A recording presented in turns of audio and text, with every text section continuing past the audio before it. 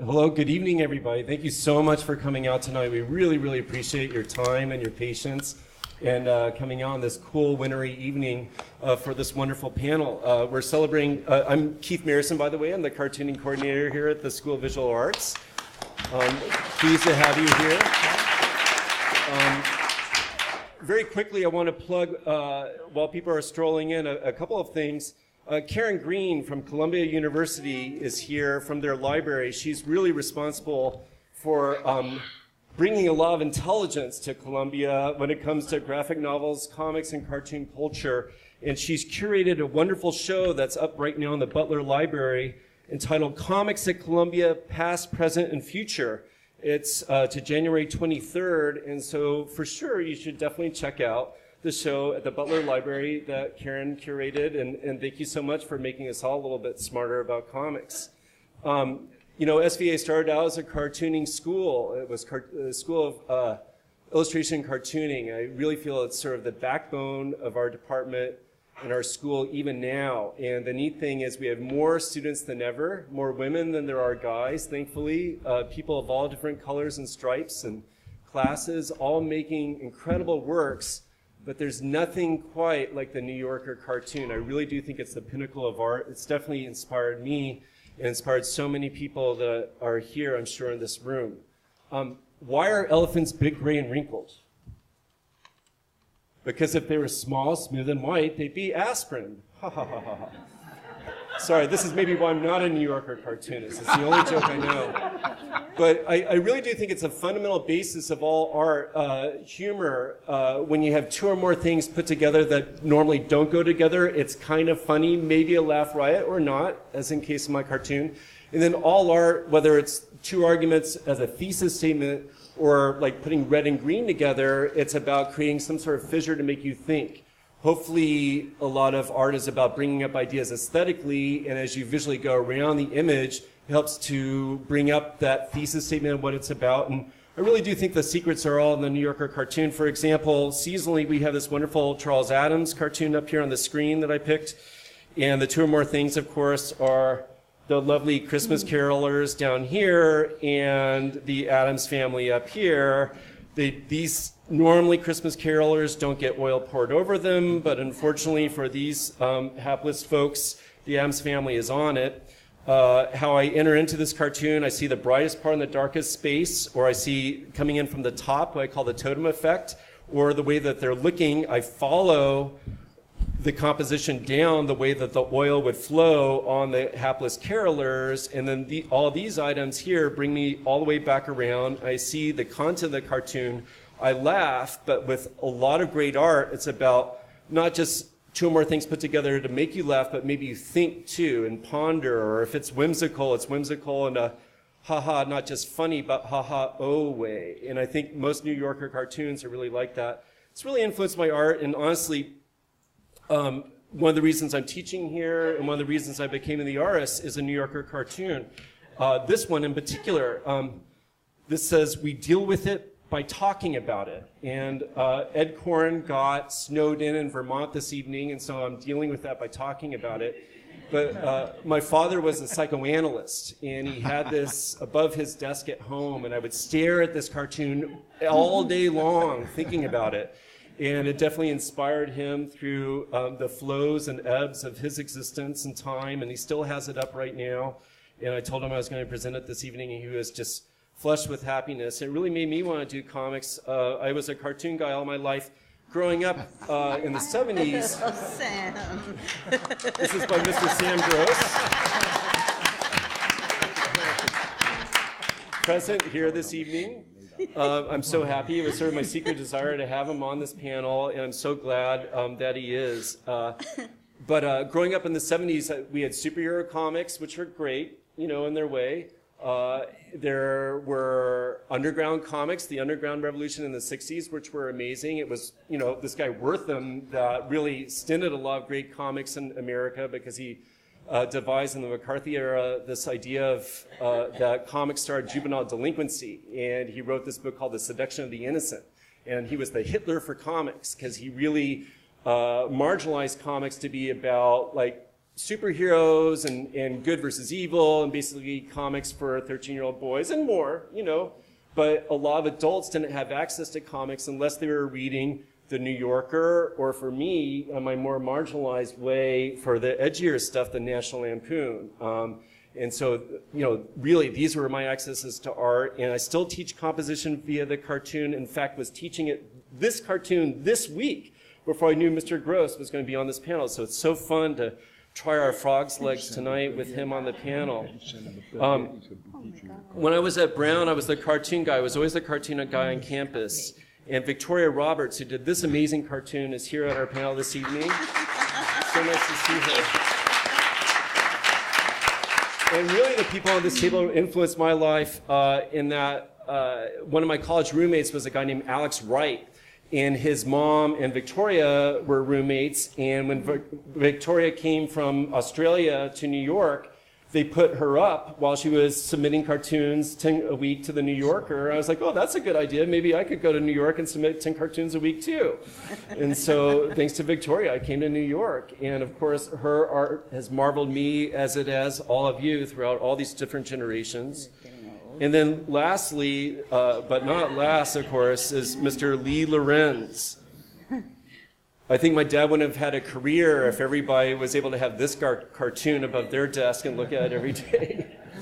But thanks to a guy named David Shank, who's an old friend of Richard Gere's and I was an editor at Brown of a magazine. And when I came here, one of my first jobs was editing an art magazine, and I was submitting 10 cartoons a week to get into the New Yorker. I just told Mr. Lorenz's story, and I was late because we were working on deadline to a panel kind of like this at the New School. And I rushed in. I said, Mr. Lorenz, it's our silver anniversary. I just handed my 100th cartoon into you this evening. And he said, well, Keith, I don't know if you saw George Booth speak at this panel, but it took him 10 years and 10,000 cartoons before he got his first one in the New Yorker. So he said, I don't know if it takes that many or that long to get in, but it helps.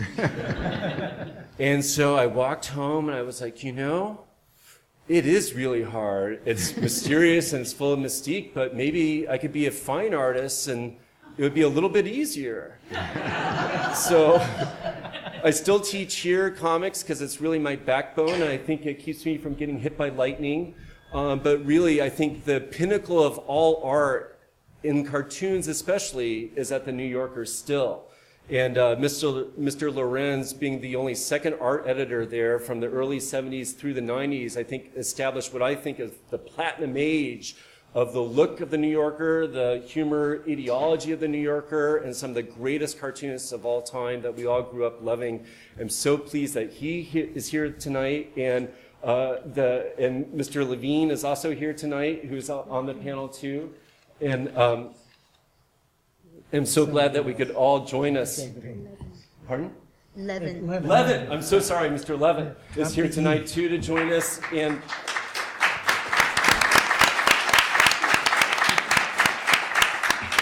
And David Shank's old friend and my new friend, Richard Gere, a wonderful, renowned journalist of music and culture in general, who interviewed a lot of these folks for this wonderful book that is for sale, that these guys will sign afterwards. But who got into this a little bit from my colleague here at SVA, Dan Nadell, who's a wonderful curator and critic of comics, culture, and art that's kind of like comics, who invited Richard to do these columns originally for the Comics Journal that manifested themselves and grew into this book. And so I'm pleased to have this whole gang here and you all here, and please welcome the panel for I Only Read It for the Cartoons, some of the New Yorker's most brilliant twisted artists. Thank you so much. We will have time for Q&A afterwards, and so please enjoy. And think of great questions. Wow. Thank you, Keith. Thanks so much for making this happen. I really appreciate it. We were originally announced that Edward Corrin would be part of this panel, and as Keith said, Ed Corrin is snowed in Brookfield, Vermont, with what he called the heaviest, densest snow he had ever seen in the last 30 years. So, snowed up is a good description. Snowed up, exactly. So instead of Ed, we have Sam Gross and Arnie Levin, and I couldn't be happier because they're fantastic too. Victoria Roberts. Well, Victoria was already previously scheduled, I see. as were you, Mr. Lorenz. So, so I am I just wanted to say a few words. I'll keep this really short. This week in New Yorker, there's an article by Tad Friend about how Hollywood is doing their talent hunting now on Vine, and so they're looking. Hollywood is looking for inspiration in 6-second videos. And it occurred to me that Vine now serves almost exactly the same function that the single-panel gag cartoon does, or did and does. That it gets across a really strong idea in a very short period of time. I used to consider cartoons to be like music singles. They were like two minutes. They got across. They explored a universe in 2 minutes, and I think gay cartoons do the same thing. Everyone is its own little universe. But unlike Vine, which is very high tech, cartoons are warm and they're human, and people make them at home in their privacy of their studios and all alone. And you might even call them artisanal. What is more lovingly handcrafted than a cartoon? Absolutely nothing. They deliver their goods in just a few seconds and potentially deliver enough visual interest so that you can linger on them and hopefully find interesting details that you didn't see the first time, the next time you look at them. So, just as these 4 artists have been drawing the equivalent of vines for decades, they all hit their stride during the New Yorker's commercial heyday in the 60s, 70s, and 80s, when the New Yorker was just one of many outlets for gay cartooning. Today, unfortunately, the New Yorker is about the only outlet that's left. There's Playboy, but I don't know. I don't even read Playboy for the cartoons. So I'm really happy to have these 4 artists, and I think if it's okay, I'll just introduce them really quickly. To my left is Lee Lorenz, who was born in Hackensack, New Jersey in 1932. He graduated from Pratt. He sold his first gag to the New Yorker in 1956. He received a contract there in 1958. He worked as the New Yorker's art editor from 1978 to 1998, right? And he is the author of The Art of the New Yorker, 1925 to 1995. To his left is Sam Gross, who was the first artist I wanted to interview for the Comics Journal. He was born in the Bronx in 1933, studied accounting at Baruch College. He's been cartooning for the New Yorker since 1969.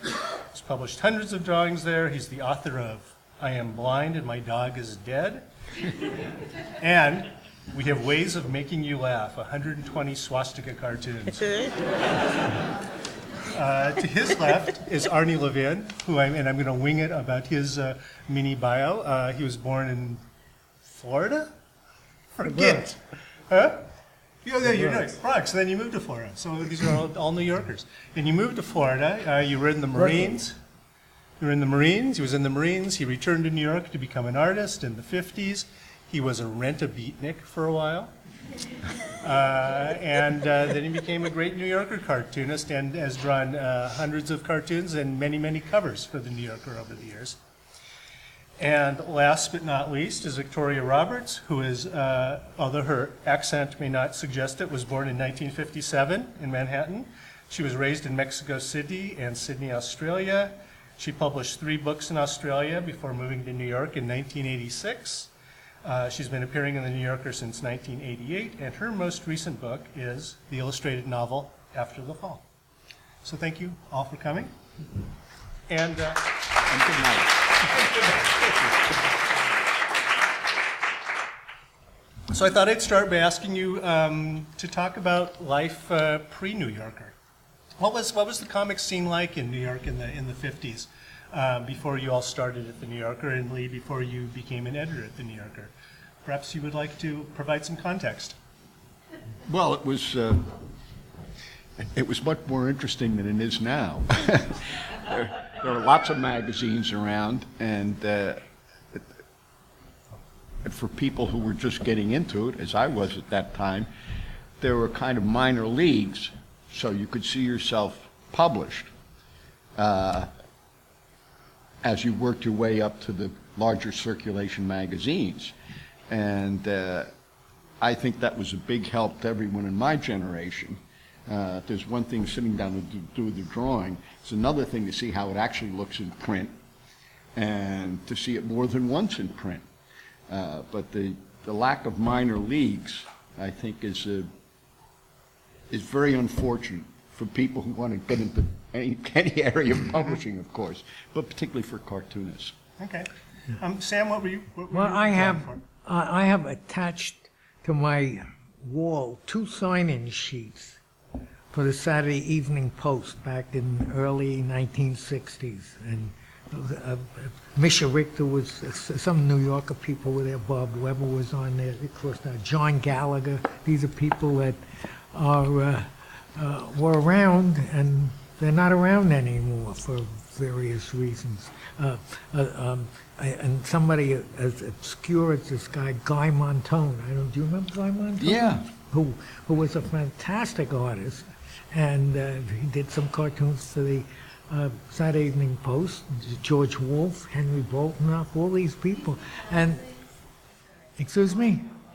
He wants to get closer to the mic. Oh, get closer to the mic. Oh. Just pull the mic closer. Oh, pull the mic closer. Okay. And all these people were active, and we would go around to various magazines on a Wednesday. This started, the Wednesday look started with actually Marion Nichols, who came from the Saturday Evening Post, who would come up from Philadelphia. Philadelphia was where the Saturday Evening Post was printed and published. But she would come up because the cartoonists were in New York.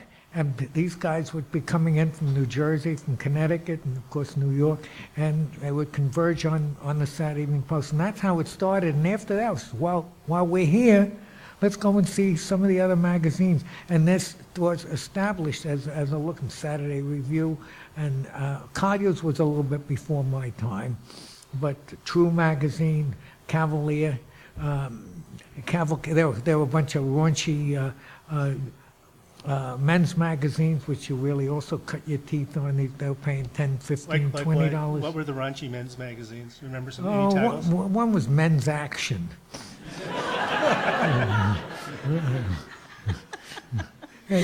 But they weren't as raunchy as some of the magazines were today, or what you get on the internet. But there were a lot of magazines, and there was at one point there were so many magazines. Some guys used to come in on a Thursday and hit Sam Bierman down on 22nd Street, and he had 2 magazines that I remember: Army Laughs and Broadway Laughs. And these were little digest type magazines with a cartoon on each page, and then occasionally interrupted by a page with jokes. And there were a lot of magazines in those days. Arnie, what were you doing? What were you doing before you became a cartoonist? I was in the animation business, and I tried cartooning earlier.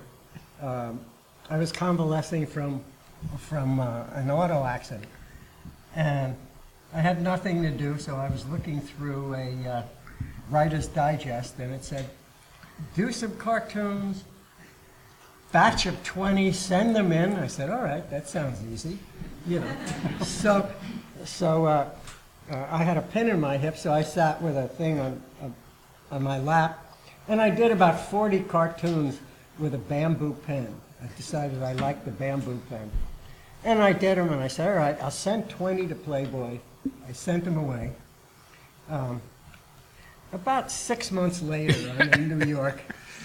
I get a package up for my mom, and she said, Playboy wants you to do a finish. So I naturally thought, okay, what does that mean? Right?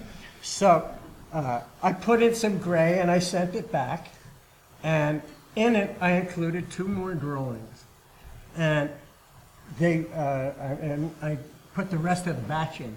They bought 2 more drawings. The whole process took about 8 months.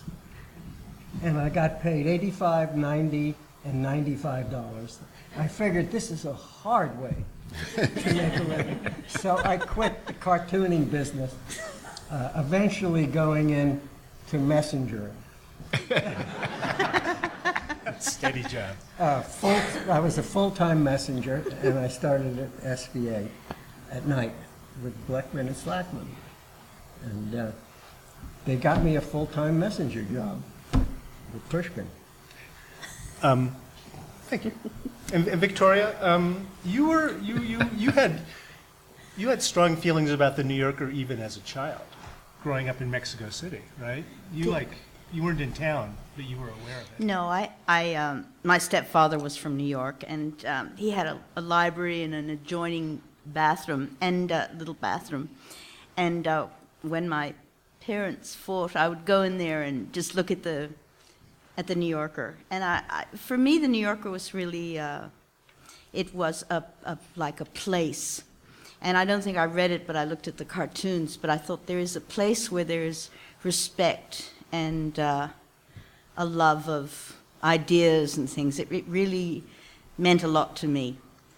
And then, because I was in Mexico, also there was the work of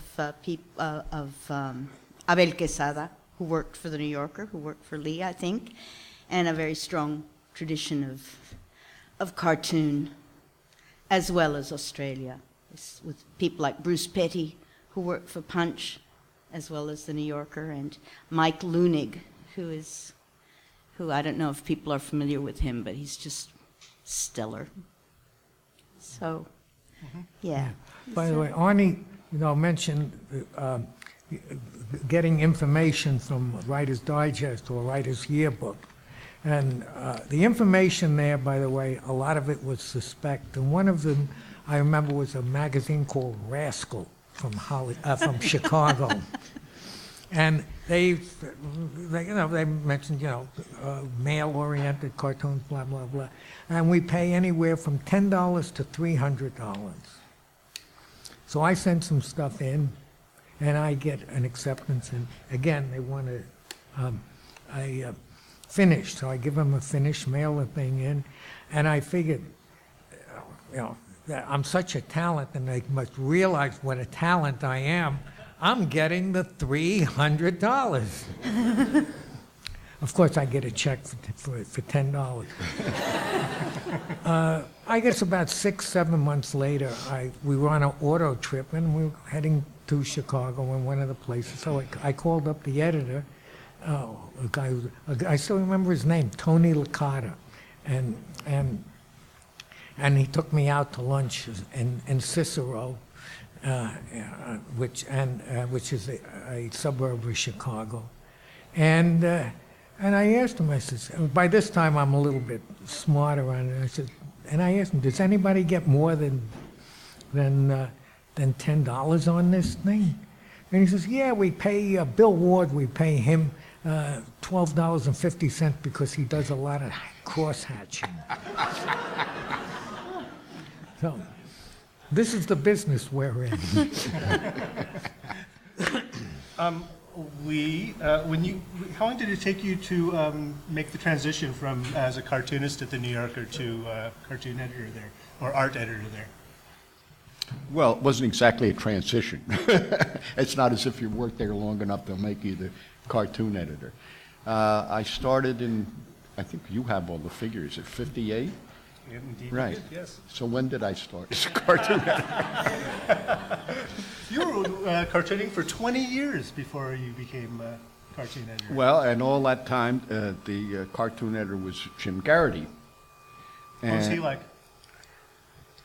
Jim was very helpful. He had a great sense of what he wanted, but he wasn't very good at articulating it. But he was fortunate, and the artists were fortunate, that Frank Modell, a very gifted cartoonist and a very articulate man, worked as his assistant. So Garrity would sort of hem and haw and walk back and forth, which he liked to do. In fact, he had an office that had 2 doors out into the anteroom, So it was sort of like a French farce. You would talk to him, he'd go out this door, and all of a sudden, he'd come back in here. You never knew what he was saying in between. But Frank was very helpful and knew exactly, when he looked at the drawing, what was wrong and how to fix it. I don't think he's gotten enough credit. I think anybody here would agree with me. He was extremely helpful to artists at the magazine. And Frank is still around. I actually had lunch with him He's what, 94? recently. Really? Yeah, that's 94? right. Yes. And still ambulatory. My experience with Jim Garrity was kind of the opposite. He was very distinct of what he wanted. When I first sold something to him, and he says, I want to finish it. And I knew his, some of his reputation of being particularly vague from Peter Porges, cartoonist, who would go bananas with trying to figure out what he wanted. And I think the first time I sold him something, he said, well, I want to finish on this. And so I just stood there, and he says, well, go. I said, no, I'm not going until you tell me exactly what you want. And he told me exactly what he wanted. And I never had any problem with him. I thought of that. That's great. Arnie, do you have any thoughts on how how would you describe a New Yorker cartoon? What's your definition of a New Yorker cartoon? Ooh. Putting you on the spot. Yeah. I would say intelligent. It's my definition. Intelligent, most of the time timely. Pull your microphone down. We can't hear you back. Usually very good artwork, very good aesthetics, graphics, very good concepts, strong concepts. That'll teach you to show up. Yeah.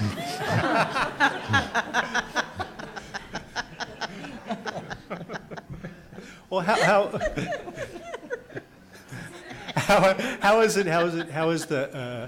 New Yorker cartoon changed over the decades? Lee, you've written, your book is fantastic overview of art at the New Yorker. Well, I think the biggest change is that the field is so narrow now. In other words, when I started, there were lots of cartoonists, there were a lot of places that published cartoons, and of course, the New Yorker was the pinnacle, but you had a way of scaling up there. You don't understand what I mean? Mm-hmm.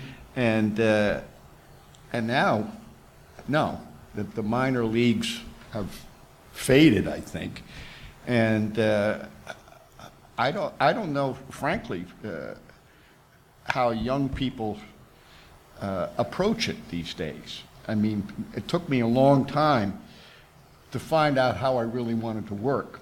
But in the meantime, I was able to publish all over the place. And that kind of experience is not available to young people today. I think it must be extremely difficult. I mean, to start in and say, I want to work at the New Yorker. I wish there was someone on the panel who was in that position, because I can only theorize. Well, I think if Ed Koren were here, he'd talk about how, you know, the New Yorker drew out of the 18th century British caricature tradition of Hogarth, and then the 19th century French tradition of Daumier and Doré. And then, I don't know, what's the thumbnail? Then Punch magazine started applying captions to the art. And then the New Yorker stripped them away down to a single line. Was it that simple? No. Anyone? Good. No, because those two caption, like what they call the he/she cartoons, which would be, you know, a condensed conversation, they persisted in the New Yorker for some time after the New Yorker began to publish. The Whoop Sisters. The Whoop and the New Yorker is credited with sort of inventing the single caption cartoon. I don't think that's quite true. I think people got fed up with the he-she kind of cartoon, and it was so clear to the artists how superior it was, and from their point of view, to be able to do that kind of work instead of taking a situation and kind of staging it with, with two people or three people talking. Yes. Victoria, do you have any thoughts on this? Because a lot of cartoonists I've spoken with have compared New Yorker cartoons to being like one-act plays almost. Yeah, I guess I think the main thing about the New Yorker cartoon to me was always a sense of wonder and a kind of almost infinite sort of brief. And I remember there was an assistant there called Emily, and I found out that they would, and Lee probably knows more about this, that they would file a cartoon away under different subjects. And you would get a cartoon that would be about one thing, but then about many, many, many other things. And to me, that was what made them a New Yorker cartoon rather than a cartoon anywhere else. And that's what I always loved about them. And it could be in the hands of very, very different artists, but sort of transcend that into a richness that makes it sort of, I don't want to say art because that's not quite right, but just the sort of sizzle, be alive, and where there's air as well, because you could bring a lot to it. Mm-hmm. So. In your work, do you have done a lot of theater in your career? Do you see a continuum between your work in theater and your work as a cartoonist? I love dialogue, but my work in theater really has to do with how well I know a character. And I have the couple, and I can do one-liners for them, but I have another character that I also draw and perform as, and I seem to have a lot more dialogue for her. It's actually quite different, but where the cartooning is so satisfying and complete, it's because you control the sort of set, the look of it, the line of dialogue. I mean, it's a very very efficient medium, I think. But yeah, I'm showing some there of you your go. cartoons. Hope it's not too distracting to be flipping around among them. Yeah. I mean, with those people, you know that you know how long they've been married for, a long time, and so you know a whole lot about them from that, I think, and I guess that was, I love people, so for me the most important thing is always whatever, you know, these tiny, tiny, tiny things about people that, if they're true, usually kind of resonate. We hope. But I must say that whenever I work, I really don't know what I'm doing, and the characters really do the work. So I feel very fortunate in that sense, and I guess theater is similar because you've got the page and you've got the scene and things happening in it. I don't know. It's hard to describe, but that one the 70s, the new 50, I actually did. Oddly enough, I sold it on Stephen Sondheim's 70th birthday, and I'm a big Sondheim fan, and it was. So, could you talk about where these characters came from, perhaps? I really don't know. I've been drawing them for a long time, but my nephew in San Francisco said to my brother, "So what's happening to Grandpa Bob in the magazine this week?" And it's the first time that I realized that the character is Bob Benjamin, my stepfather, who's from Long Island, and who was, I would say, culturally Jewish. He was not religious at all, but he really came from all of that Ashkenazi sort of language and humor. And I probably got most of my humor, I think, from Bob, who's not wearing his glasses there and looks it's different. That's my mother and Bob on on their honeymoon, and I think they went to Japan, and he said, "Oh, how are we gonna know, where to get off the train, or I don't know where they're going to, Kyoto or something?" And my mother said, "Well, they're very punctual, so we're supposed to arrive at such and such a time. We'll just get off the train at that time." So, but my mother was Argentine, and she had. She was very, very funny and quite a strong character, and most of the lines of dialogue are hers, to Bob's sort of dry sort of thing. But I think that's where I got a love for New York and for that kind of humor, but I didn't realize, I just started drawing. I mean, half the time I really just don't know what I'm doing. It's very much a gift from above, and a gift to be able to do any of this work as far as I'm concerned. I don't know if you guys feel that way, but you probably work harder at it. I'm just like a vessel. Jump in. I'd like to ask Victoria a question, because she's also very successful as a performer and a playwright, I would say. And the connection between the two, could you talk a little about that? Yeah, I think it's just the love of timing and the love of dialogue in the air kind of thing. And in cartoons, it's sort of the peak, the top of the iceberg. So you have that. You've got to have the right, the line of dialogue really has to have the right weight, so that it flies. And I mean, I guess it's the same in theater, in a way. But again, it's about how well you know your characters, so how well you can speak through them, so that it's genuine. No, go ahead, Lee. I was just going to say, you have a character that Yes, I you do. perform as, right?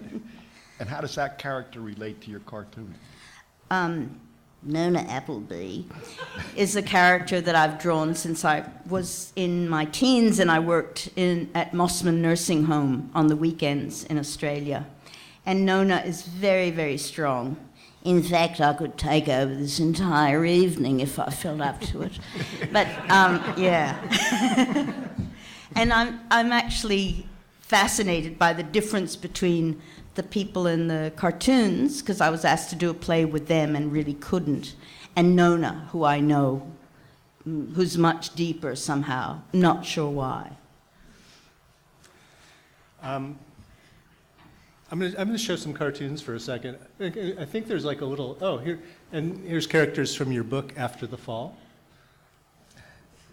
Charles Barsati. He was late. He died earlier this year, and he was a genius. He was probably he was like the minimalist genius of cartooning, in a way. And those dogs were sort of his trademark. Indeed, they were the pups. Yes. Well, we want to talk about what was it like working with Charles. Did he start working at the New Yorker with you, or was he there before you? You know, I don't remember, but you know, Charlie was also had been an editor, and at the Post, I think he was taking it over just about when the Post folded. In fact, I believe either he or Booth had the cover for that issue, which never appeared. Yeah. So he had a good sense of what happened on both sides of the desk, which made him more forgiving than some of the artists he dealt with. He had, a very varied career. He started with, I think, Hallmark cards, and of course, he brought out a lot of collections. But he was very good at finding other markets for it. He had a good secondary market in Europe for his work, and over there, especially his dog was a big hit. That's right. It became the mascot of a stationery company, a big stationery company. Right. Yeah. In England. The Pup, they called it. It was right. Do you remember the name of the company? I don't remember.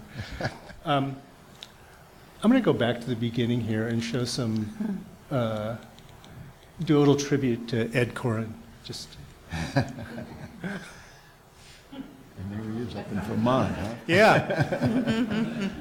Ed is all about the Vermont these days, but Ed used to be all about the Upper West Side. And Ed has an amazing sense of place in his work. This is my favorite.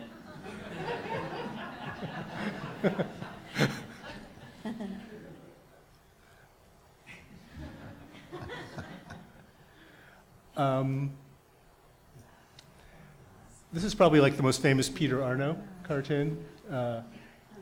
He invented this expression, back to the drawing board. No, he didn't invent that. He didn't? No, Okay. he had a gag man that Yeah, did. he was not a gag. That's right. That's right. He didn't write The this. gag So man who- was John Ruge, R-U-G-E, who was a very good artist also.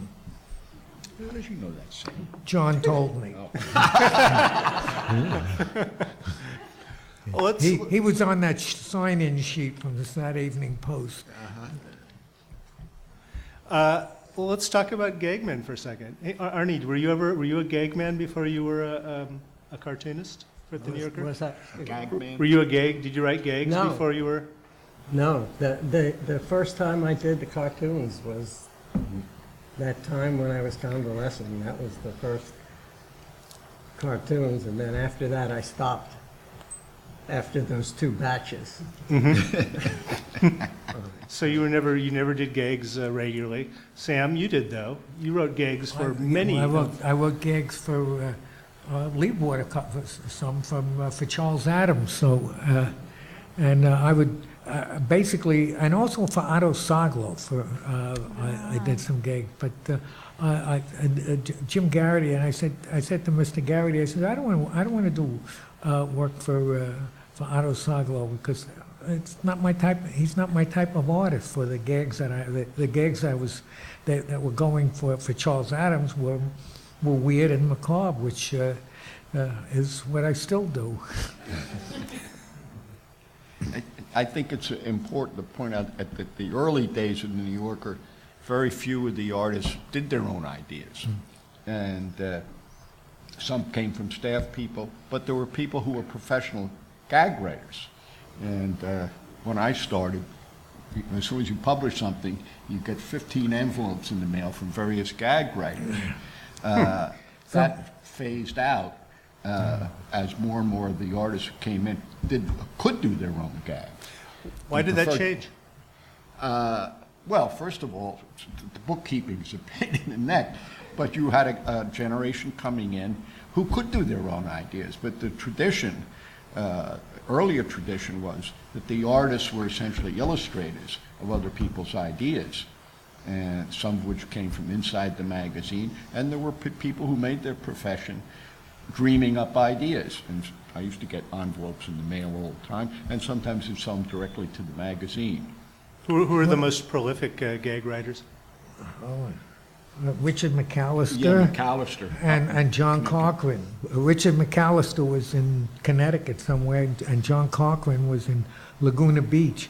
And I think it was Richard McAllister mentioned, that George Price, who never did his own ideas, but he did these drawings, these beautiful drawings, and they would at that time stat them up, and they would send a copy to John Cochran in Laguna Beach and to Richard McAllister, and they would come up with captions for this thing.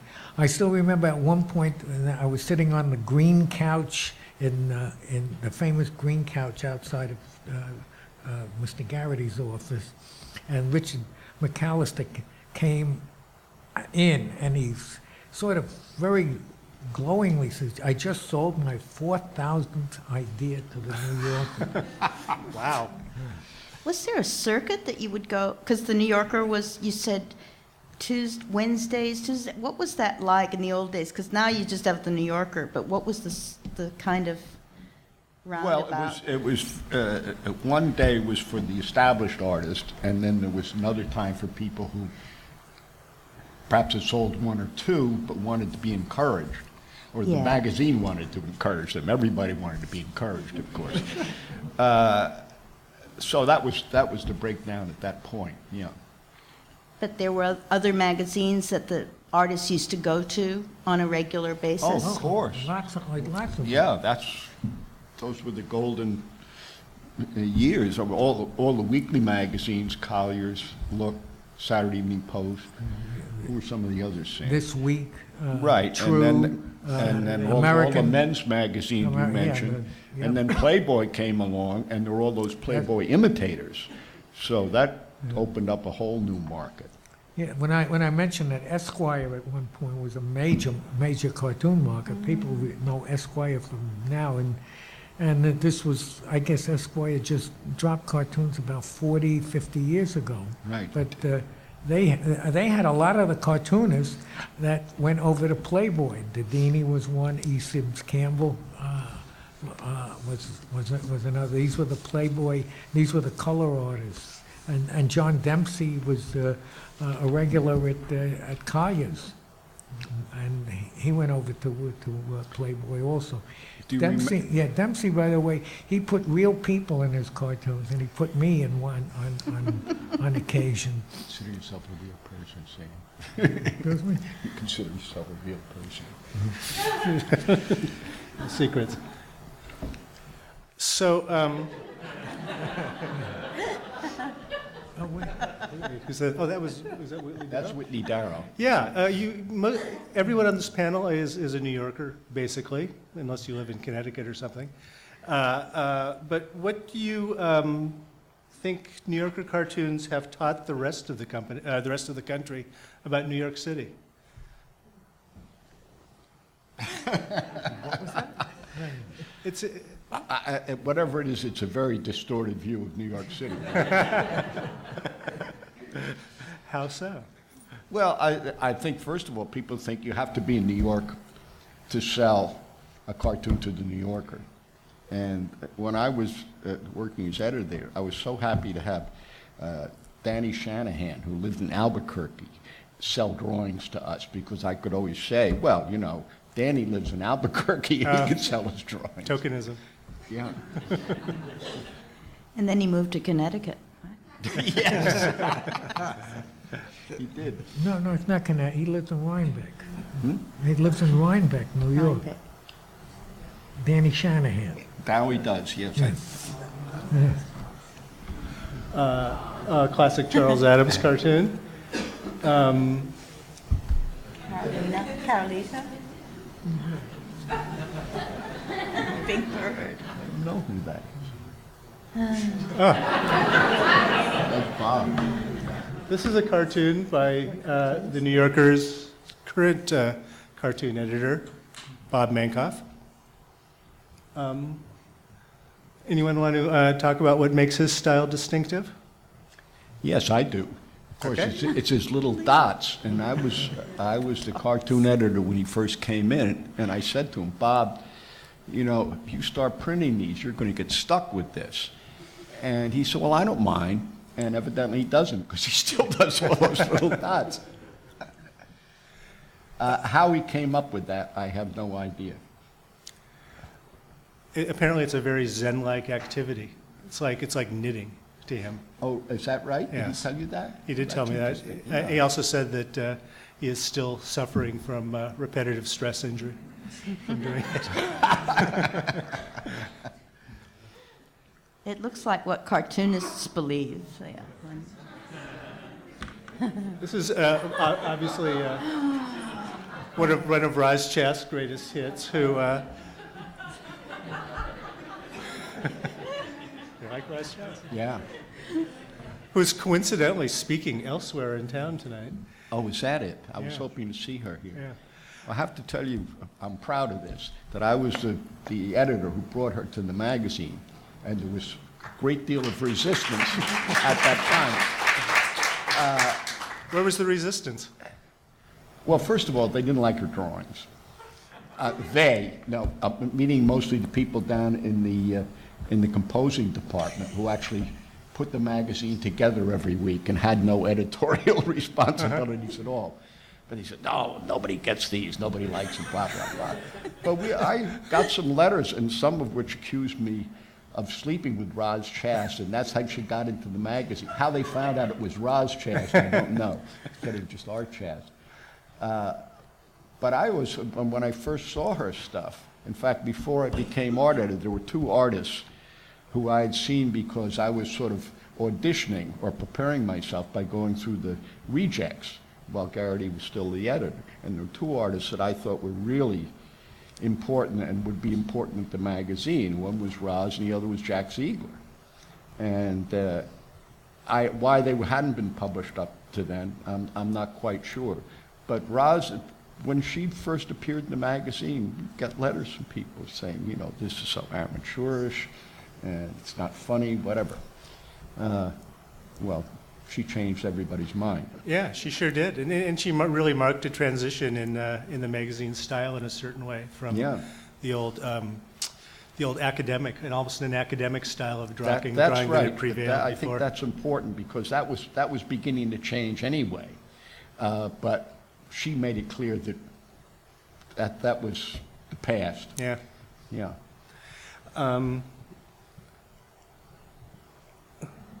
Oh, here's some cartoons by you, Lee. So it is. You have you parodied modern art a lot in your cartoons, and yet you yourself are a modern artist. Well, I'm a contemporary artist. A contemporary artist, okay. Well, the art world at that time was, well, still is, I guess, open to just about anything.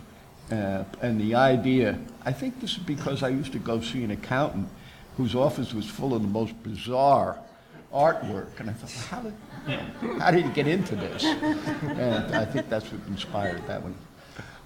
Mm-hmm. Well, this says it all. Personal piece of work, yes. Is this autobiographical?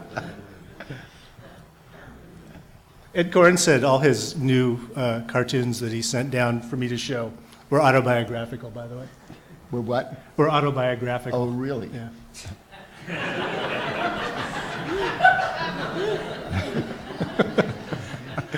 I forgot that one. Any thoughts? Comments? Annotations? I don't know. I think a lot of cartoonists,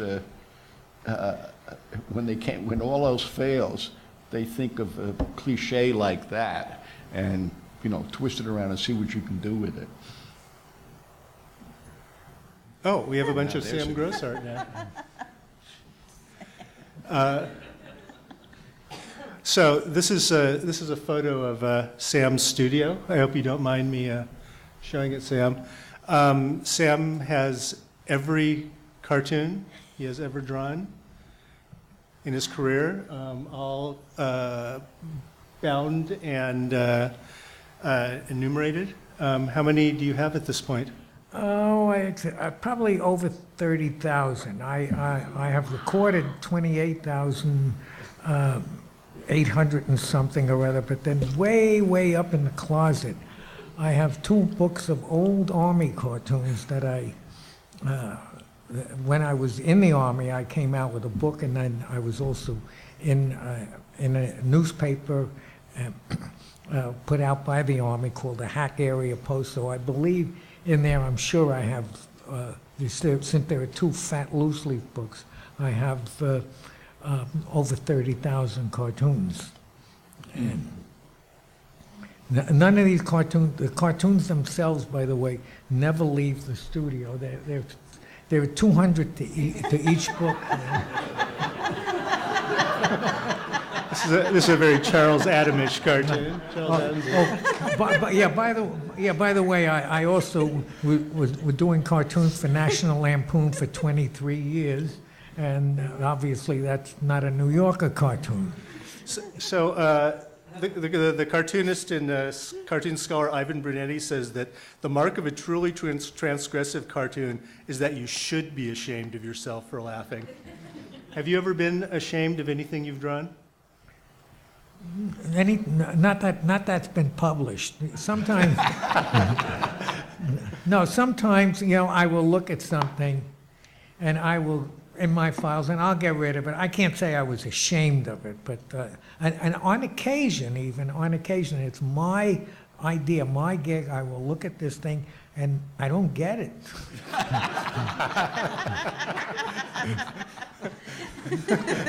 You get rid of it. Yeah. You can't be ashamed of something you don't understand. No, but I can't say I'm of the belief if it's funny, if it's funny, you've gotten away with it. And if it's not funny, get rid of it. There's another Yeah, this is cute cat and mouse. this is one of the drawings that it sort of glows. You don't know which Victoria mentioned. You don't know what you did, but you went and did it. And this and the tape dispenser one, which I'm sure you have somewhere. Oh, the two snails, right? What's the Yeah, with the cartoon? snails. The Yeah, she's tape a dispenser? tape dispenser. Yeah, But I love it. Yeah. And Oop.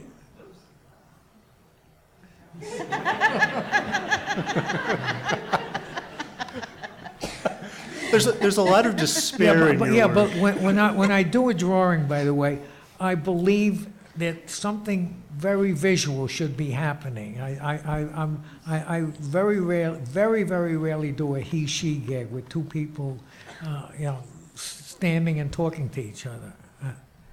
But something is so because I got a job that can cover lots of stuff.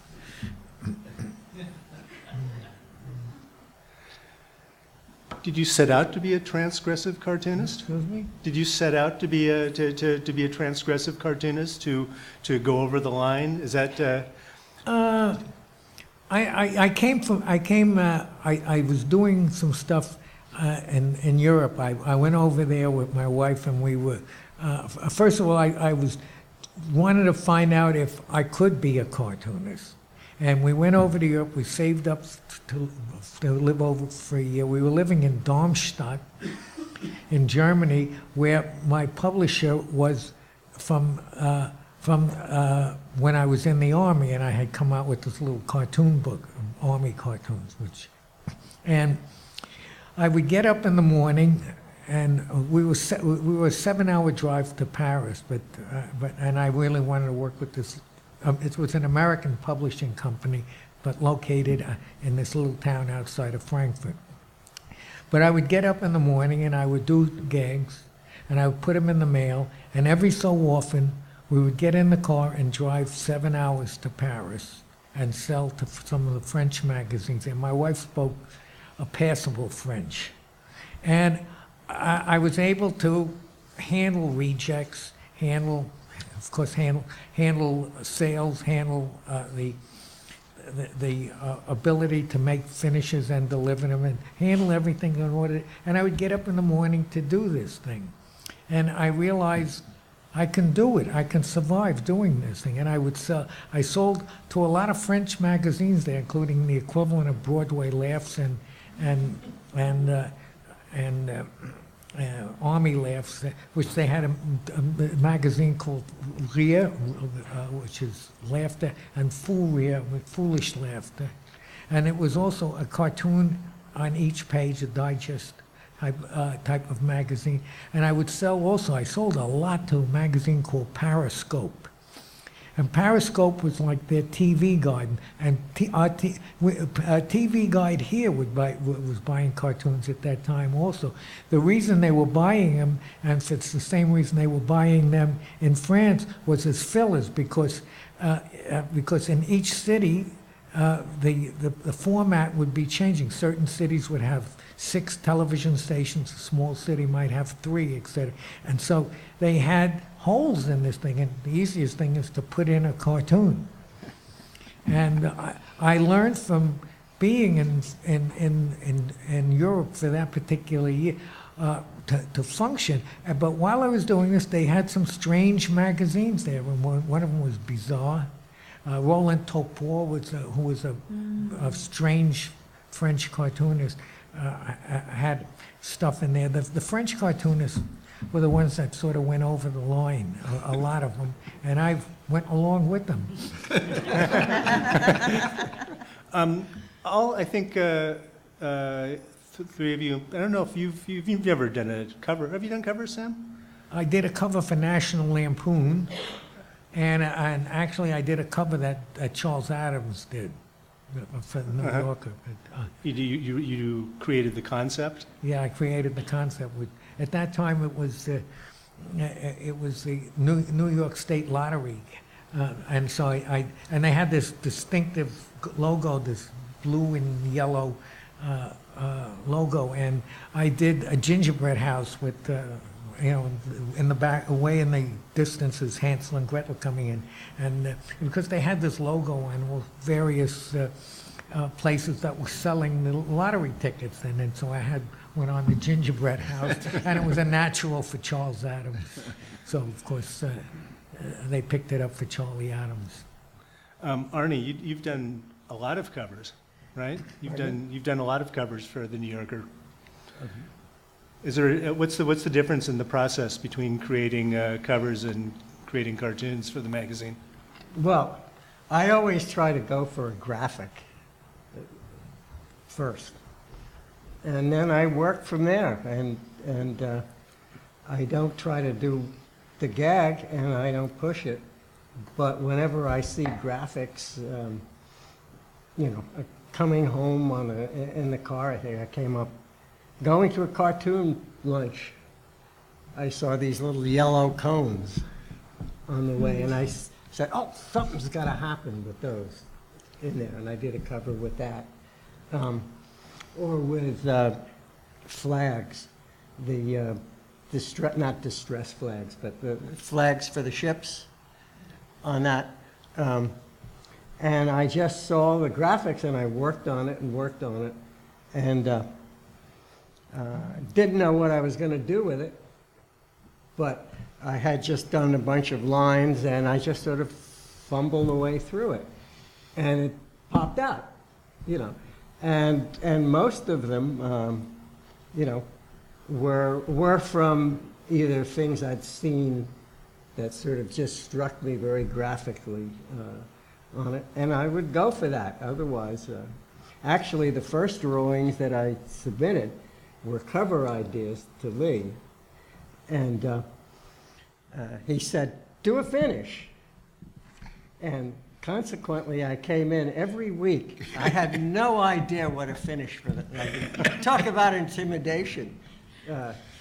And I'd come in with big drawings, little drawings, and his eyes would glaze over like this, and it'd put him down. Consequently, I never sold those. I never sold those drawings, and I did sell a black and white. Yeah. I have a funny story that reminds me. We're talking about finishes with Lee also, and we were waiting. This was in the old office, and you were ahead of me, and Lee saw you, and you came out, and I'm starting to go in, and you turn around and you go, oh, by the way, I forgot, I got this gig, and this guy was doing this and that, and you're describing this particular cartoon. And Lee said, no. So I go and I sit down and I said, I didn't realize that you don't have to draw it. All you have to do is come in and tell it. And so I stand up and I go, and Lee says to me, he says, what's that? And I says, that's an uncaptioned gag. He says, sit down. No, I didn't sell it. I don't think I sold anything that week because of that. But I remember the Christmas lights gag was when I really liked the cover, the Christmas light cover, with all the tangled Christmas guys pulling these lights out of this box, and you don't want to untangle these things, but it was a beautiful job. So, go ahead. What was the cover I you can't did, hear you. and you told me it was inspired by Pinking Shears? Something. Oh, it was a gag. It looks like a scene from Moby Dick.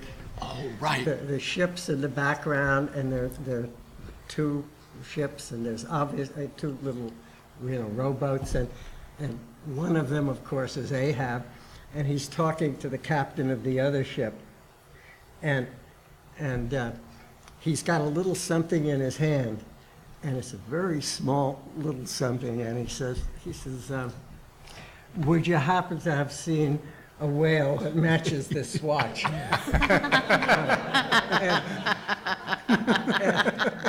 But it's the jump from picking shears to that that impressed me. I was looking at some samples of I picked up in the street, which I do a lot. I picked up a book of textiles that had been thrown out, and there was something about the textiles that fascinated me, and the little things. Yeah, the little The little serrated things, edge. yeah. And I just said, this is funny. I got to do something with it, and I pushed it to that, and that came off. That's great. I was going to ask the most embarrassing question, or the most difficult question, which is, how has payment for New Yorker cartoons changed over the years? It's gotten a lot better. How much better? Well, it's been a while since I sold anything. Well, it changed also because I don't know. Did they have? You got a contract. I think they had. But when I started, I don't think they had contracts, or maybe you had to work for a while before you got them. And the contracts were very complicated because the magazine paid or valued the cartoon on the number of square inches it took up within the magazine. So it had to be sized for the magazine before they could even consider what they're going to pay you for it. And then they had, if you had a contract, they had these elaborate adjustments every 2 months or something. I mean, it was unbelievably complicated. Was that to keep the artist mystified as to how much each artist was making? No, I think this was the way the magazine had worked from the beginning. I think they paid by the printed word. So when they got to the cartoons, they said, "Well, what's the equivalent?" And then we paid by the space. Yeah. So people would come in like these great big drawings when they found out. You would add trees to the side. It's a little big. Well, they stopped doing that eventually. Yeah. I'm going to throw it open to questions from the audience at this point. Yes, I'm willing to play Donahue too. And hey, Mike. Hi, I just have a question. Is this on? Yeah. You know, the most iconic, I guess, cover that I can think of for the New Yorker is that one that shows the rest of the world from the viewpoint of New Yorker. Mm-hmm. I just wonder how that came about. Well, you didn't give ideas to Saul Steinberg. that was, he submitted that as an idea, yeah, and wonderful. But it caused him a lot of trouble because, as you know, there were so many imitations of it, and he was understandably angry about that. But then he got angry at the magazine because we couldn't sue people to prevent them from doing it, which of course you couldn't. So that became quite a sore point. Wonderful cover. Yeah, the lawyer at that time was Joe Cooper, and Joe, if you remember, and Joe mentioned to me once that cover took years off his life.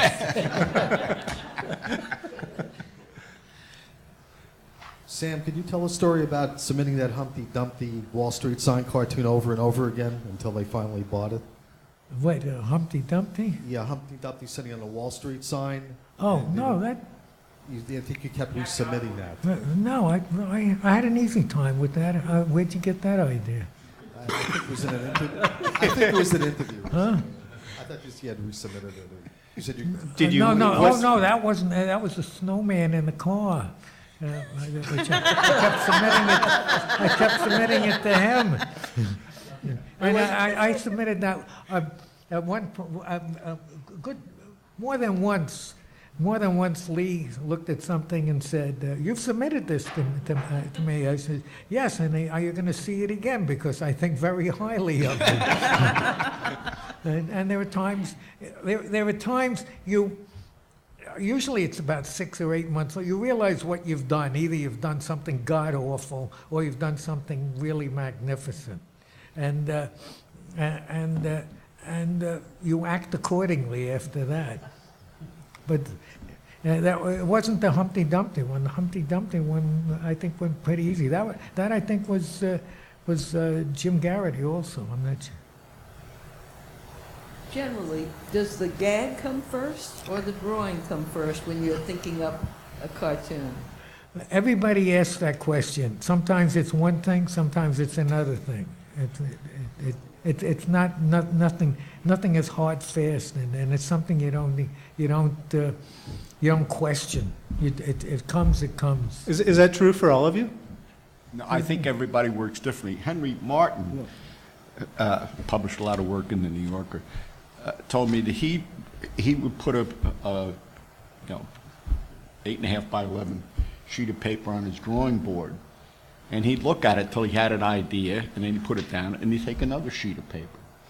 I don't know anybody else that worked that way. Mm-hmm.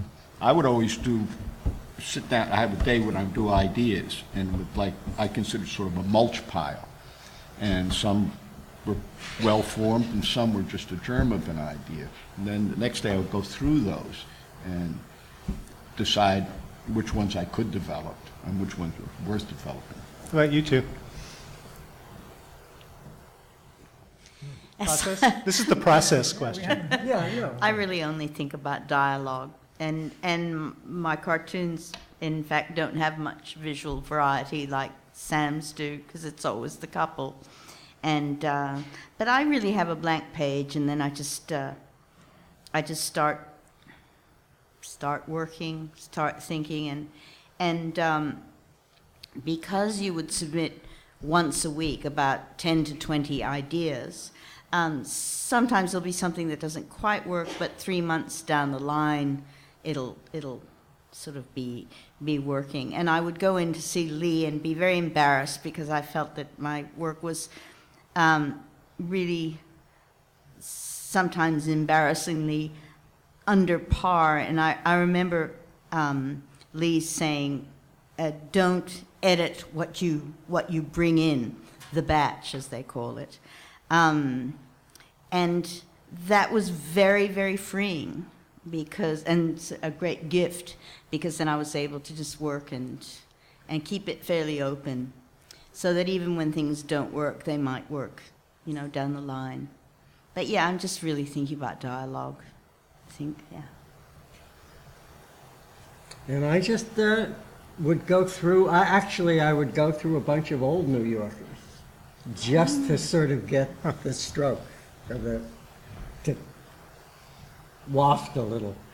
And then I would just get a stack of newspapers, magazines, and just like that until, And then, of course, while you're just walking around, you had to have a notebook, and you would see something, you had to get it down on it. And that was it. And just hope it would jump out. And they usually jumped out after a while. Right. Well, at one point I remember working a lot from what was in the news. And I remember going in, and Don Riley, my good friend, who was a wonderful cartoonist, and we would sort of check each other's stuff to see who grabbed the latest stuff from the New York Times. Because at that point, the New Yorker did run a lot of stuff that was very related to what was in the news. The person that I thought was always on the mark with it was Jim Stevenson. And I always felt if I got a topical cartoon in before Jim Stevenson, I had accomplished something. Yeah. So, Well, Jim was a remarkable talent because he was also excellent writer, and not only did cartoons, did covers for the magazine. I think he could have done just about anything for the magazine. He also wrote pieces sometimes for Talking to Town. I don't know how his poetry was, but other than that, I think he could have turned out the whole thing. Yeah. Next question. Are you guys the ones that choose the judge the caption contests in the back of the magazine? And if so, why don't you ever choose my caption? If so. What was the question? I didn't quite get that. Why don't you choose her caption? Well, yeah, I was wondering if you guys were the ones that choose No. judge the caption No, contest. I'm not. I have nothing to do with that. And I have to has say, I something think to it's a say terrible about that. idea. Oh, yeah. Sam. Go with Sam. Sam. Wow. No. Dissension. With the caption contest, first of all, you will never see me in it. Never. Why do you refuse to Because it participate? is demeaning. I had Absolutely. a writer, a female writer. I won't mention her name. She specializes in medical stuff. I met her at a party, and she says, "Oh, the caption contest. My husband and I, we just love it. We just love." And here I have a writer. I said, "Look," I says, and I explained my feelings, and I said, "Look, suppose you do a piece for New York Magazine, and they call you in and they go, hey, we love the thing. We really, really love it. But we're going to cut off the last 2 sentences. And we're going to run a contest and for people to finish up your article. How would you like that?" He says, "I would not like that at all." I says, "Well, then figure what we are doing there with this. It is demeaning. It really. I have sat and I have put in a caption on my drawing and don't like it, and I put it. And finally, with white off, I've got this thing, where I have to use tape sometimes to do this thing. Now I feel. I will do the caption contest. Let us say a dentist in Toledo, Ohio, wins, and he gets this. I think that the prize is this signed lithograph or signed print. So he gets the signed print. Now I feel that I have the right to go to Toledo, to his office, and fill a tooth.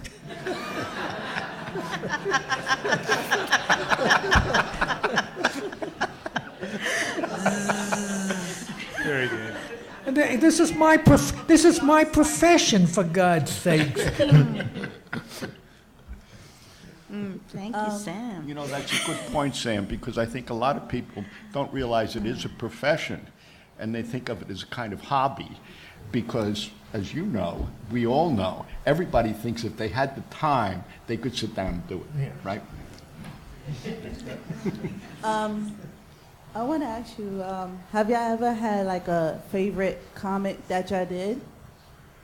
Out of all of your favorite, favorite? Do you have each of you have a personal favorite that you can? Cartoon? Yes, right. That we've done, or other people? That you've done. That I'm. I think some of them. I think I've shown in my book. I asked each of these artists to choose what they felt was their most representative cartoon, and some of them have been projected tonight. Yeah, and you can take a peek in the book and see. Or even better. Well, in response to your question, what I chose was what I thought was significant to me in my life. Not the funniest thing by any means, Good. but something that meant something to me at the time, and I was a better person afterward. I guess this is mainly for the editor, but I was just wondering what you thought about R. Crumb's response to his cover being rejected of the same-sex marriage. I didn't. R. Crumb had a cover rejected about same-sex marriage. Do any of you know about this? Very I think this controversial. was- The panel in Chicago is very controversial, and he took Francois Mouly to task about it, but she didn't have an answer. This is quite recently. Yeah, Pharaoh. This is that's a newer administration.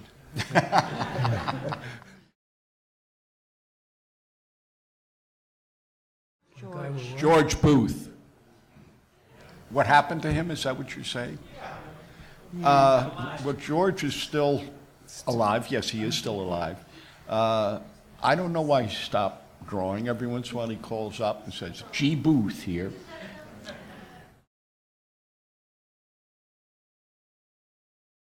He's still drawing, they just it don't was, but run it was them. an old. It was a cover from that had been submitted a few years ago, and George he's hanging in there. Still I working. won't go any further than that.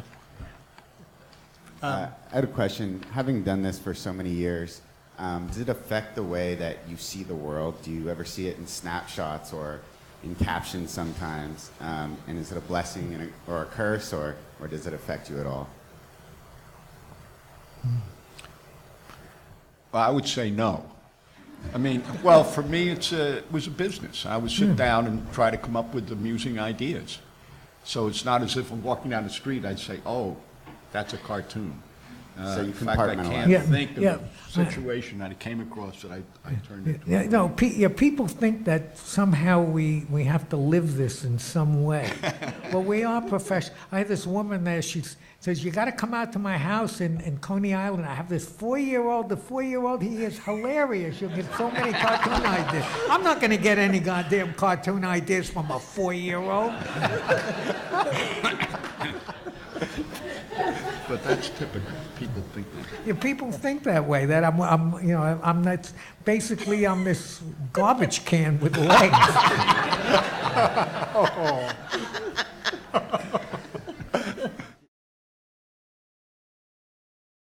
Well, the New Yorker does copyright the reproduction rights. I mean, they have. Not anymore. They've changed that. They've changed it. All right, you're up on this. Yeah. No. Basically, what the New Yorker does is they have a right. Actually, it goes into the cartoon bank, and the cartoon bank is supposed to handle this. And for 90 days, the cartoon bank will have an exclusive. And if the drawing is sold within 90 days through the cartoon bank, or even if you sell it, you're supposed to split 50-50 with them. Now, after 90 days, it's mine. And if I deal with something, I get 100%. If they're dealing with it, in which they still can deal with it, it's 50-50. And then there were various splits between other things. The reproduction, let's say, in a textbook would be 50-50, or I think it may be 55-45. I have to look at the contract, but it's the New Yorker doesn't own the drawings completely anymore, and for 90 days they control it though. No, and the drawings do go back to the artist. And the drawings physically go back to the artist.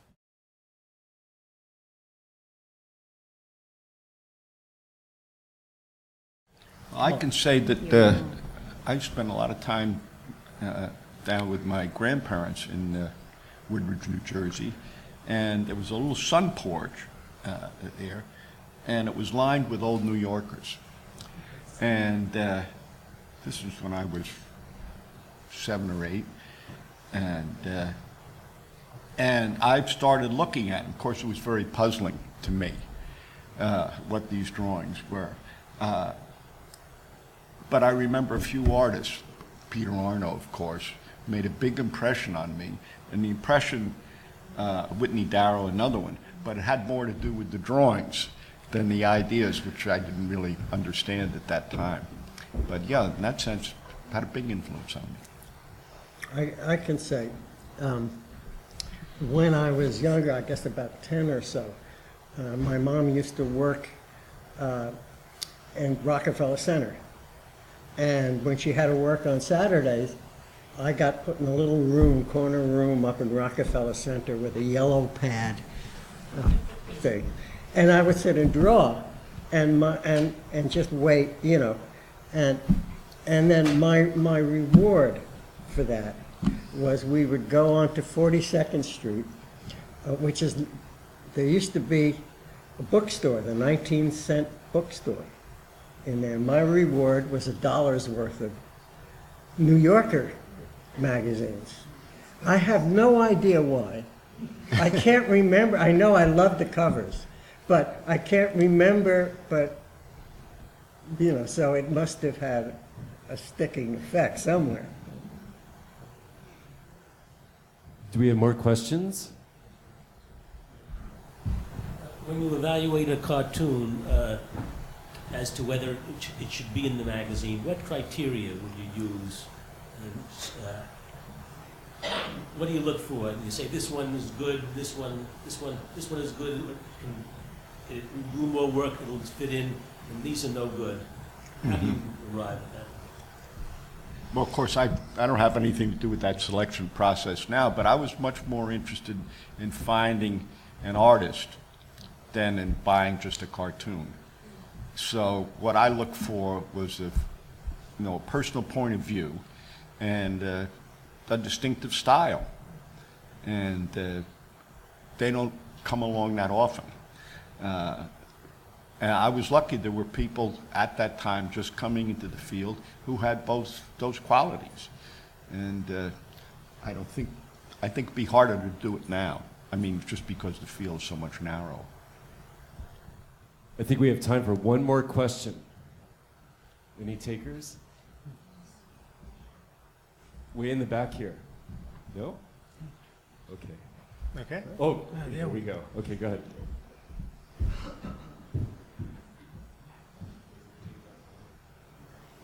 So I just want to ask, is cartoon making almost a compulsion for you, or do you feel like there's ever going to be a day where you're like, all right, that's it, I made my last cartoon? and then note of finality. Yeah, I think the decision of when the last cartoon is drawn is not up to the artist. It's up to the editor. Very good. Oh, that was kind of perfect. I think we can leave it at that. Yeah, I think so. Here's the editor.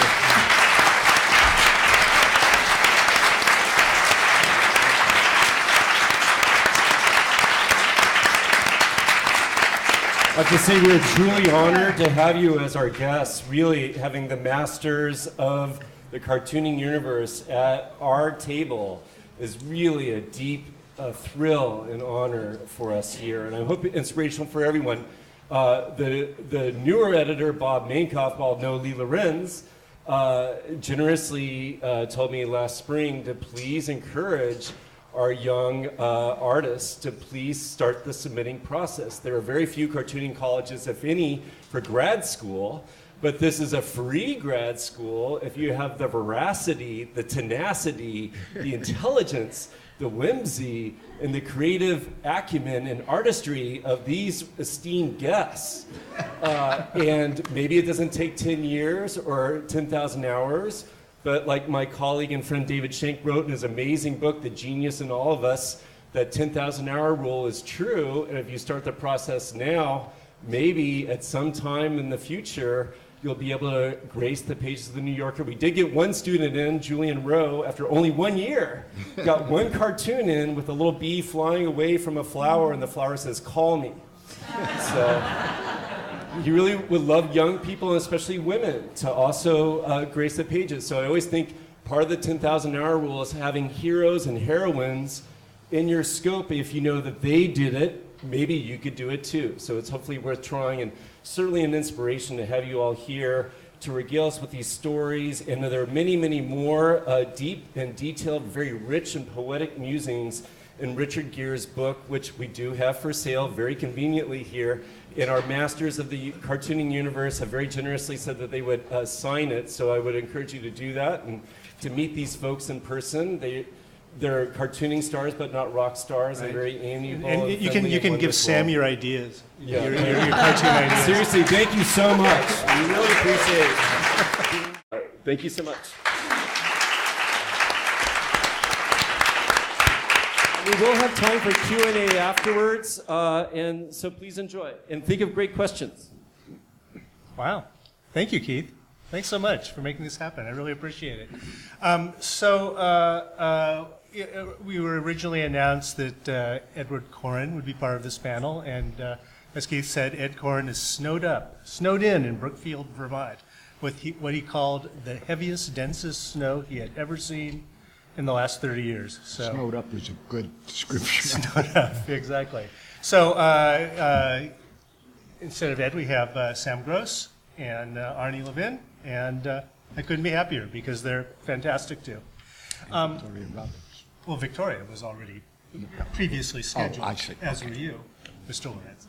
So, so I am like, I just like wanted to say a few words. I'll keep this really short.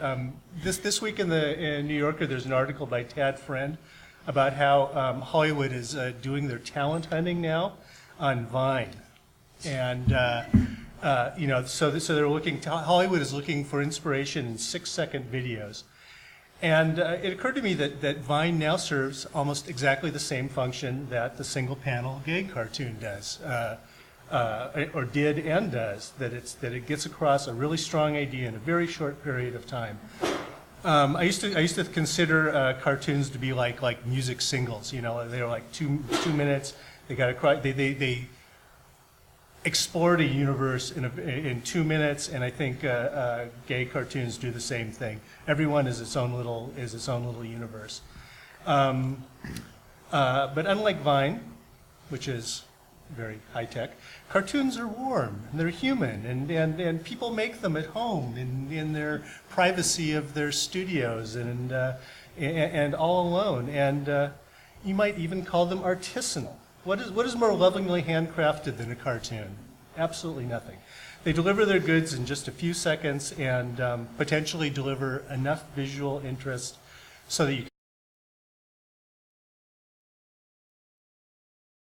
can. Hello, good evening, everybody. Thank you so much for coming out tonight. We really, really appreciate your time and your patience and coming out on this cool wintry evening for this wonderful panel. We're celebrating, I'm Keith Pietersen, by the way. I'm the cartooning coordinator here at the School of Visual Arts.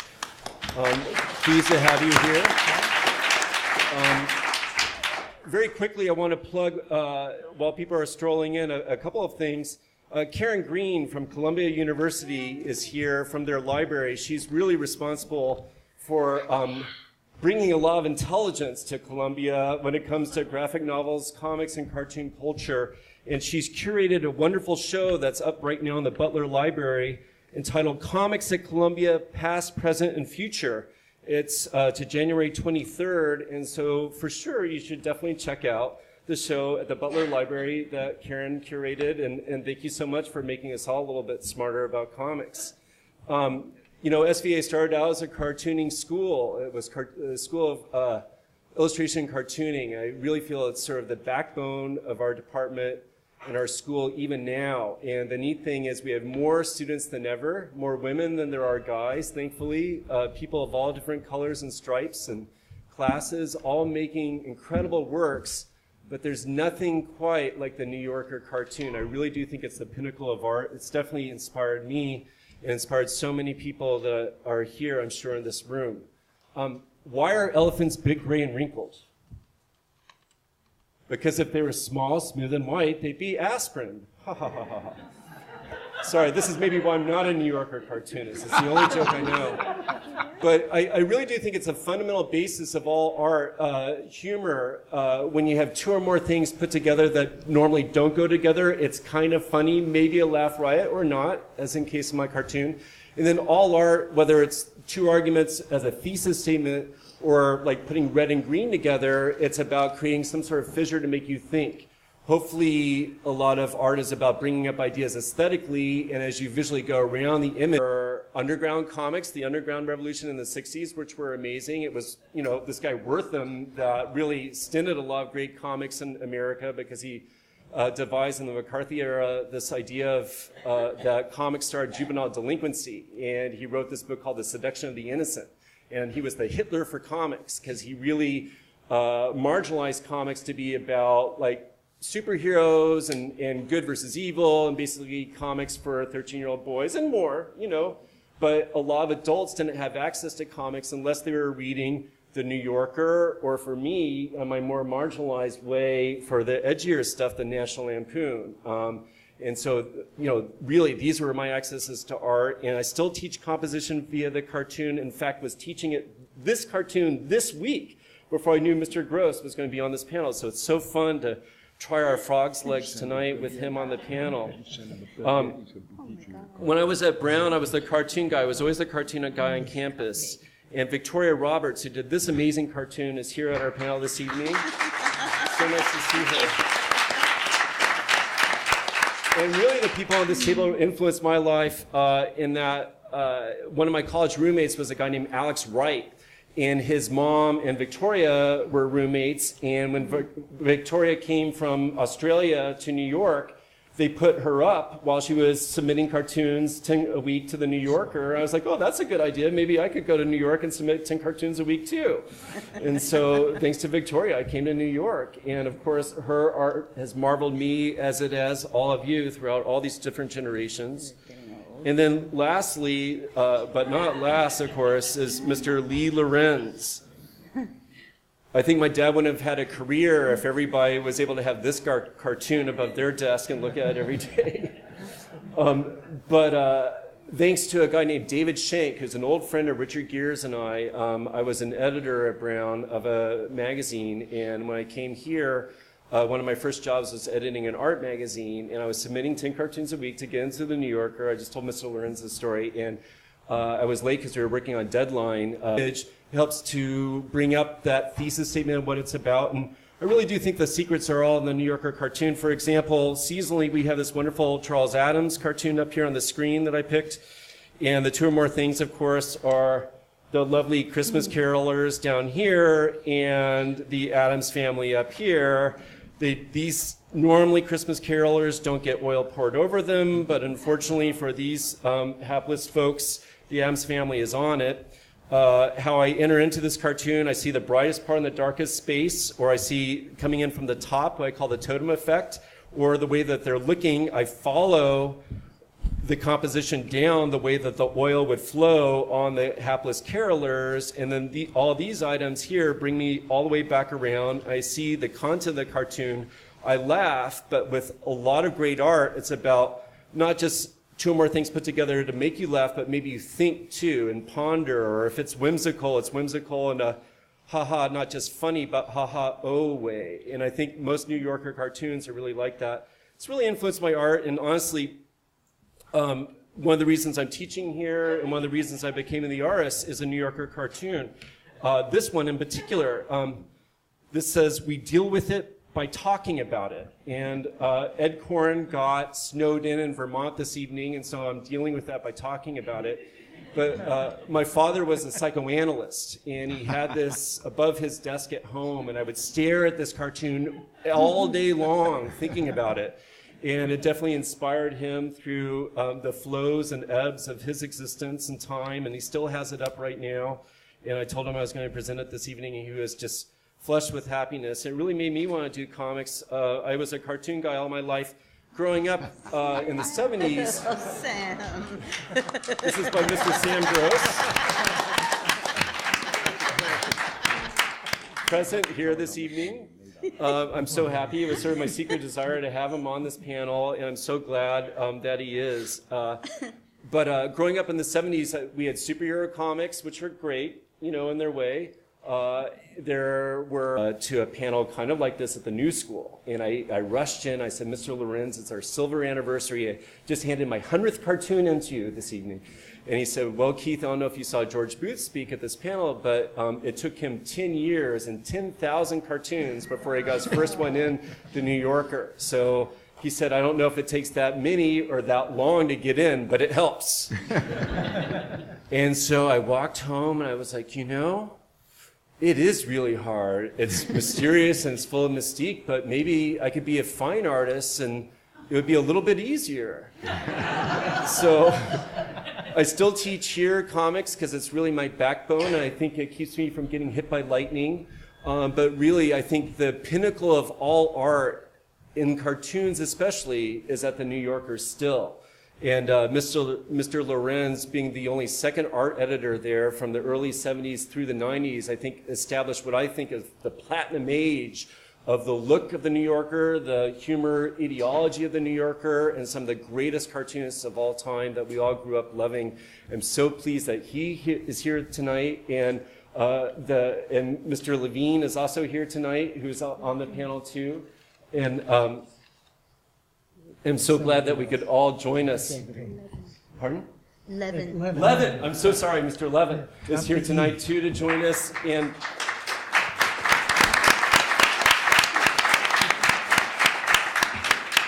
David Shank's old friend and my new friend, Richard Gere, a wonderful, renowned journalist of music and culture in general, who interviewed a lot of these folks for this wonderful book that is for sale, that these guys will sign afterwards, but who got into this a little bit from my colleague here at SVA, Dan Nadell, who's a wonderful curator and critic of comics, culture, and art that's kind of like comics, who invited Richard to do these columns originally for the Comics Journal that manifested themselves and grew into this book.